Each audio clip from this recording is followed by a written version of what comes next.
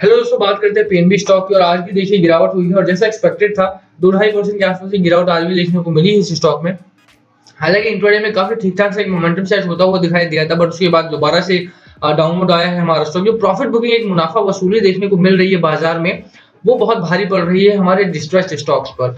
तो आज बात करेंगे कि बाजार गिरा क्यों है, क्योंकि बाजार में बहुत ज्यादा गिरावट आई है। तो उसके कारणों की बात करेंगे कि पूरा का पूरा बाजार क्यों ढहता हुआ दिखाई दिया है।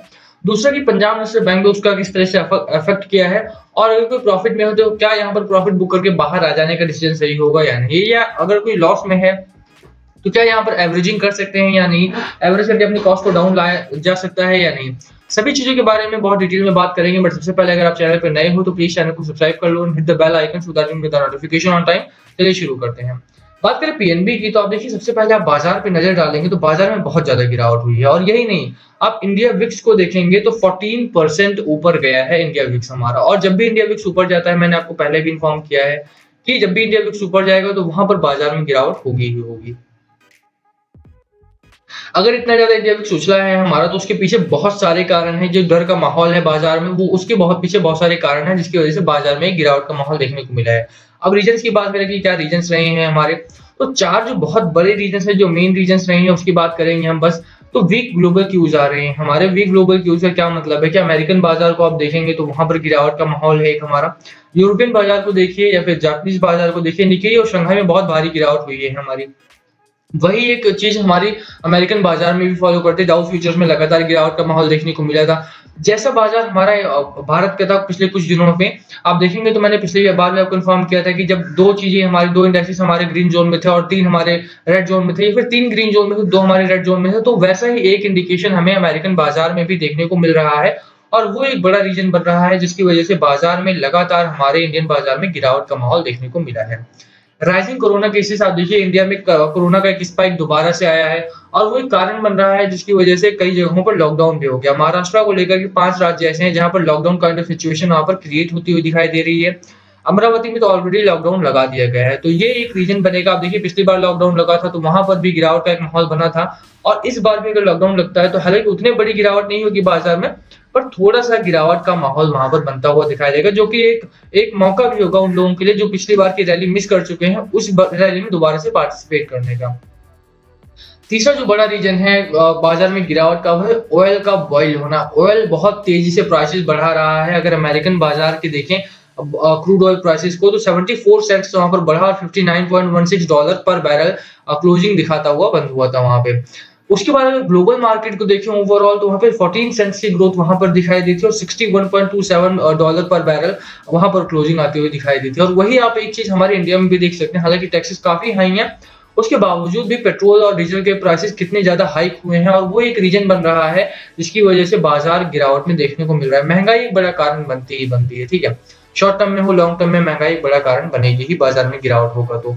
अगर आप देखेंगे फोर्थ रीजन, तो एफएनओ एक्सपायरी के बारे में मैंने आपको सैटरडे एंड संडे को भी इन्फॉर्म किया था कि यहाँ पर इनकी वजह से गिरावट का माहौल बन सकता है, और वो देखने को मिला है हमें आज कि एफएनओ एक्सपायरी वीक जब भी होता है, लास्ट जनवरी में आप बात करें वहां पर बहुत ज्यादा गिरावट हुई थी, और फरवरी लास्ट वीक है हमारा एफएनओ एक्सपायरी वीक है, यहाँ पर भी गिरावट हो रही है। अब बात करें कि चार रीजन तो हो गए हमारे। अब बात करें कि क्या होगी पंजाब नेशनल बैंक में, आपकी स्ट्रेटजी क्या होनी चाहिए, क्या यहाँ पर होल्ड करना चाहिए, क्या यहाँ पर सेल कर देना चाहिए, क्या एवरेजिंग करना चाहिए या नहीं। अब आप देखिए कि यहाँ पर जो प्रॉब्लमेटिक चीजें हैं वो सिर्फ यही नहीं है। एफएनओ एक्सपायरी वीक 6 दिन में 7 दिन में खत्म हो जाएगा, ऑयल प्राइसेस स्टेबलाइज्ड हो जाएंगे, कोरोना कोशिश को हम दोबारा से कंट्रोल में कर लेंगे, क्योंकि यूके में भी लॉकडाउन लगा था और वहां पर हमें अच्छे खासे हमने सीख लिया कि दोबारा से लॉकडाउन लगाना है तो वहां पर किस तरह से करना है, क्या प्लानिंग होनी चाहिए क्या नहीं। ग्लोबल क्यूज भी हमारे कंट्रोल में नहीं है, तो वो भी सुधर जाएंगे, और उसका बाजार पर बहुत खासा असर नहीं देखने को मिलता है, एफआईआई के डेटा में देखने को मिलता है मात्र बस। पर जो प्रॉब्लम वाली चीज है, जहां पर सुधार होना चाहिए, वो है हमारा डीआईआई। डीआईआई को दोबारा से नेट बायर्स में कन्वर्ट होना ही होगा। तो अब देखिए कि डीआईआई को दोबारा से एक जो बिकवाली का माहौल है ये छोड़ना होगा, क्योंकि यहाँ से अगर ये बिकवाली का माहौल नहीं छोड़ते हैं तो वो दिन दूर नहीं है जब हमारा, आप देखिए कि जो निफ्टी है 14,675 का लेवल क्रॉस करने वाला है। 2% से ज्यादा की गिरावट आज भी देखने को मिली है। 15,450 से लेकर के 14,675, ऑलमोस्ट 800 पॉइंट्स डाउन है हमारा निफ्टी, और वैसे ही 2,000 पॉइंट्स 2,500 पॉइंट्स के आसपास डाउन है हमारा सेंसेक्स। 2% की गिरावट वहाँ पर भी देखने को मिली, 2% से ज़्यादा की गिरावट वहाँ देखने को मिली है। तो इसलिए मैं कहता हूँ कि यहाँ पर डीआईज़ को अब खरीदारी करना स्टार्ट करना चाहिए, क्योंकि अगर ग्लोबल क्यूज़ भी वीक आ रहे हैं, इसका मतलब एफआईआई भी हमारे इंडिया में पैसा नहीं लगाएँगे अगर, तो वहाँ से गिरावट का माहौल, ज़्यादा गिरावट का माहौल भारत में बनता हुआ दिखाई देगा, और वो एक रीज़न बनेगा कि बाज़ार सिर्फ 2 नहीं, 2000 पॉइंट्स डाउन जाएगा। ठीक है, अगर इस तरह का एक मोमेंटम सेट होता रहा है बाज़ार में, तो आज भी 1100 पॉइंट डाउन है हमारा सेंसेक्स, ठीक है? तो इसीलिए डीआईआई को थोड़ा-सा स्टेबलाइज़ होना पड़ेगा, डीआईआई को थोड़ी-सी खरीदारी यहाँ पर तेज़ करनी होगी, बिकवाली पर रोक लगानी होगी अपने, अगर बाज़ार को स्टेबलाइज़ करना है तो। अब बात करें पीएनबी स्पेसिफिकली कि पीएनबी में आपकी स्ट्रैटेजी क्या होनी चाहिए। 41 का स्टॉक मार्केट में प्राइस अभी हमारा 41 रुपीस का, सीएमपी है अभी हमारा 32-33 रुपीस से इसने रिकवर करके 45 का लेवल टच किया था। अब इंट्राडे चार्ट देखेंगे तो इंट्राडे चार्ट में लगातार आज गिरावट हुई है, सुबह के टाइम पे थोड़ा-सा उछाल देखने को मिला था हालाँकि हमें, बट उसके बाद लगातार एक डाउन ट्रेंड दिखाई दिया है। इसमें वॉल्यूम ठीक-ठाक आया है, यहाँ पर वॉल्यूम आप देखेंगे तो यहाँ नीचे कैंडल बनती हुई दिखाई दे रही है हिस्टोग्राम, और वॉल्यूम ठीक-ठाक आया है। तो पंजाब नेशनल बैंक स्टॉक बुरा नहीं है, बट जिस तरह से बाजार हमारा बिहेव कर रहा है, क्योंकि छोटा स्टॉक है और डिस्ट्रेस्ड स्टॉक है, एनपीए काफ़ी ज़्यादा है, तो उस वजह से थोड़ा-सा यहाँ पे गिरावट का माहौल बन रहा है। 16 फरवरी को 16% यहाँ पर 16% के आसपास की डिलीवरी है, 21% के आसपास की डिलीवरी है, 15% के आसपास की डिलीवरी परसेंटेज में थोड़ी-सी कमी आती हुई दिखाई दी है। आज की बात करें अगर हम, तो 207 मिलियन शेयर्स हमारे ट्रेड हुए हैं, 16% की यहाँ पर डिलीवरी है, 20 मिलियन 22 मिलियन के आसपास के शेयर आज लॉन्ग टर्म के लिए बाय किए गए हैं। गिरावट के माहौल में भी खरीदारी जारी है, तो ये एक रीजन बनेगा कि स्टॉक हमारा आने वाले टाइम में ठीक-ठाक बिहेव करता हुआ दिखाई देगा, ठीक है? अब अगर चार्ट पैटर्न की बात करें, आप देखिए चार्ट पैटर्न हमारा क्या कहता है। तो यहाँ पे 2 हमारे, एक तो सपोर्ट ज़ोन यहाँ पर बनता है हमारा 40 रुपीज़ का के आसपास हमारा सपोर्ट ज़ोन बनता है। दूसरा हमारा जो टारगेट रहेगा 46 का रहेगा, बट जब तक मार्केट स्टेबलाइज़ नहीं होता तब तक कोई टारगेट आपके काम नहीं आने वाला है, क्योंकि मार्केट को स्टेबलाइज़ होना पड़ेगा पहले, तभी ये हमारे जो टारगेट्स हैं वो अचीव होते हुए दिखाई देंगे।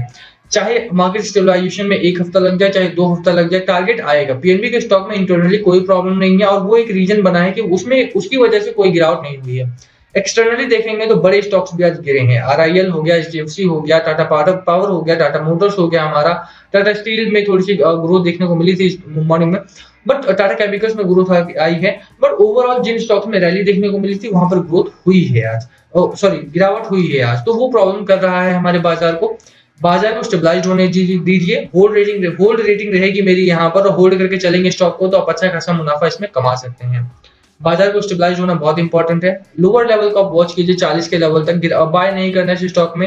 एवरेजिंग तभी करना है जब हमारा 40 पे स्टेबलाइज होता हुआ दिखाई दे, तो अगर आप चाहो आप अपने 45 के लेवल पे बाय किया है तो आप एवरेजिंग कर सकते हो, एवरेजिंग ना ही करो तो ज्यादा बेहतर रहेगा, बट आपकी मर्जी है। लास्ट कॉल आपका होना चाहिए, बाय करना है, सेल करना है या होल्ड करना है, आपकी स्ट्रेटजी है पीएनबी को लेकर के प्लीज कमेंट करके हमारा शेयर करना। वीडियो यहीं खत्म करते हैं, वीडियो पसंद आए तो वीडियो को लाइक करना, चैनल पर नए हो सब्सक्राइब के भी मत जाना। Thank you for watching.